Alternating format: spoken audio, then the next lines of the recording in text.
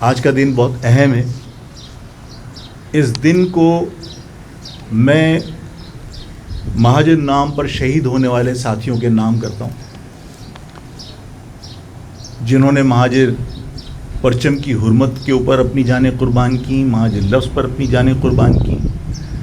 میں ان ماؤں کے نام کرتا ہوں. یہ 18 مارچ کا یوم تاسیس جن سے ہم نے اور الطاف صاحب نے اور تمام پرانے قائدین اگر وہ اپنے گریبانوں میں جھانکیں اور یاد کریں تو ہم نے مہاجر ماؤں سے مہاجر نام پر ایک ایک بیٹا مانگا تھا، یہ کہہ کر کہ ہر گھر سے ایک بیٹا چاہیے اور ہم میسورین مشرقی پاکستان کو بھی واپس لائیں گے، ہم کوٹا سسٹم بھی ختم کرائیں گے اور ہم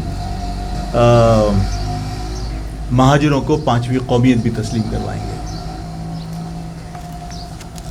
میں کسی کو الزام دینا نہیں چاہتا، قوم جانتی ہے. مجدھار میں چھوڑ کر